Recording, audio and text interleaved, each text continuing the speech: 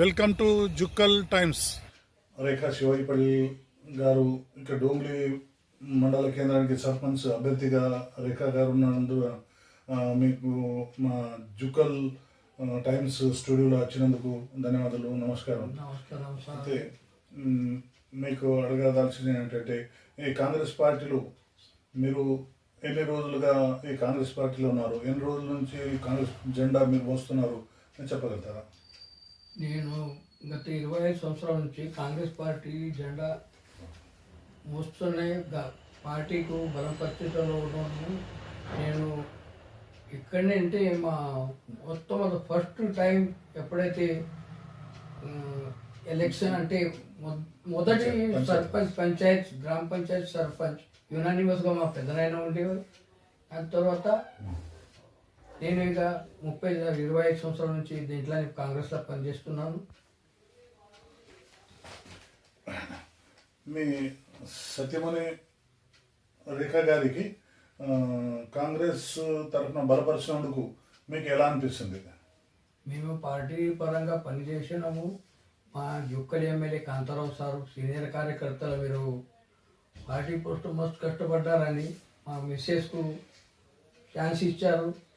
అందుకే నేను పోటీ చేస్తున్నా. గ్రామ ప్రజలు చెప్పారు, సార్ కూడా నాకు ఇది ఆశీర్వదించారు, మీరు నిలబడి అంటే మేము వేసినాము.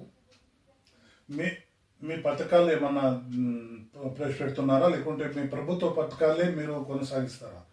ప్రభుత్వం పథకాలు ఏ ఉన్నాయో అదే ఇది చేస్తాము.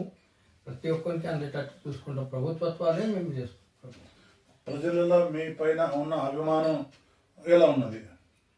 ప్రజలు అయితే నాకు ఇక అంటే మా మిసెస్ గురించి నా గురించి మా ఊర్లో అంతా అందరికీ కలిసిమెలిసి ఉంటారు. కావున అందరు మీరే పట్టే నిలబడి అని ప్రజలు చెప్తేనే నేను అలా స్వయంగా నేను డిక్లేర్ చేయలేదు. మా గ్రామ ప్రజలు కానీ మా ఎమ్మెల్యే కానీ వాళ్ళు చెప్తేనే నేను పోటీ చేస్తున్నాను. ముందు ఏమైనా మీరు హోదాలు చేశారా? ముందు నేను 2005 నుంచి 2010 వరకు డోంగ్లీ సింగల్ విండో చైర్మన్గా నేను చేశాను. గతంలో ఒక 5 సంవత్సరాల క్రితము ఎంపీటీసీగా పోటీ చేసి కొన్ని స్వల్ప మెజార్టీతో 5-6 ఓట్ల మెజార్టీతో మీరు ఓడిపోయారు. అయితే దానికి ఏమైనా కారణం చెప్పగలుగుతారా?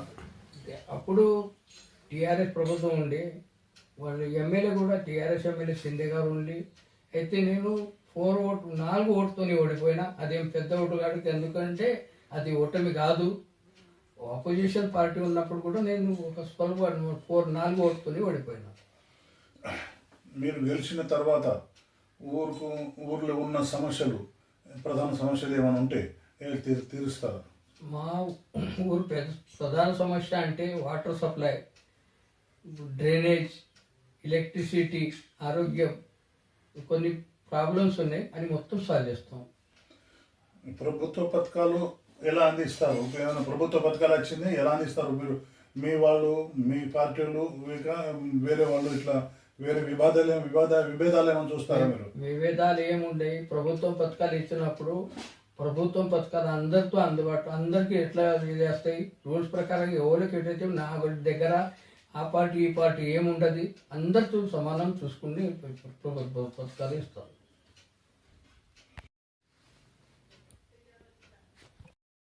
పటేల్ గారు నమస్కారం.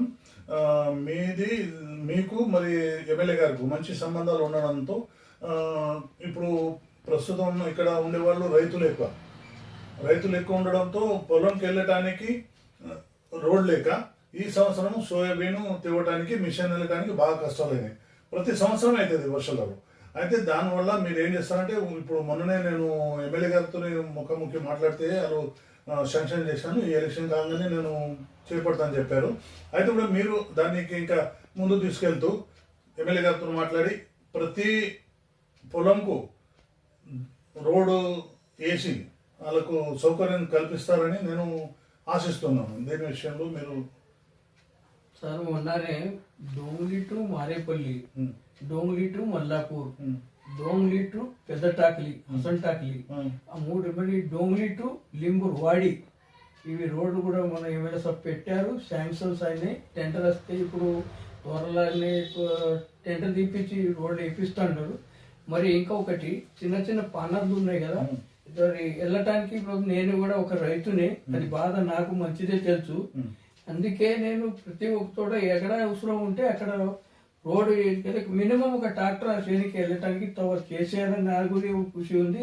నేను సార్తో మాట్లాడి చేసుకొని వస్తానని నమ్మకం ఇస్తున్నాను. అందరికీ ధన్యవాదాలు సార్. జుక్కల్ టైమ్స్ ద్వారా మీకు ఇంకొకసారి ధన్యవాదాలు. Thank you sir. Thank you. మా గ్రామ ప్రజలు మా మిసెస్ రేఖకు భారీ మెజారిటీ బహుమతితో గెలిపిస్తారని అందరి మీద నమ్మకంతో నమ్ముతున్నాను. భారీ మెజారిటీని గెలిపియాలని కోరుతున్నాను. మీరు ఓటర్ మహాశైలకు ఏమైనా చెప్పాలనుకుంటున్నారా? ఈ జుక్కల్ టైమ్స్ స్టూడియో నుంచి నేను మా గ్రామ ఓటర్స్కి అందరికీ విజ్ఞప్తి చేస్తున్నది ఏంటంటే, మా మిసెస్ రేఖ కొద్దిగా లాంగ్వేజ్ ప్రాబ్లం ఉంది, అందువల్లనే నేను మాట్లాడుతున్నా, వాళ్ళ తరఫున మాట్లాడుతున్నా.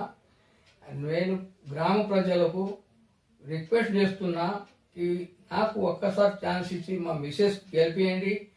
మీది ఏది సమస్య ఉంటే అది పరిష్కారం చేసేది నా బాధ్యత, నేను తీసుకుంటా. ప్రతి ఒక్కరికి నేను రిక్వెస్ట్ చేస్తున్నా, మా మిసెస్ గెలిపియండి.